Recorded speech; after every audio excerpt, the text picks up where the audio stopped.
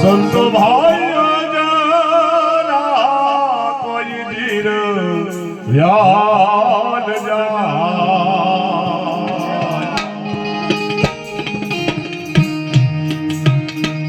આવા થોડા રે થોડા રે તોમે સાધુ શિવોજી આવા થોડા રે તોમે સાધુ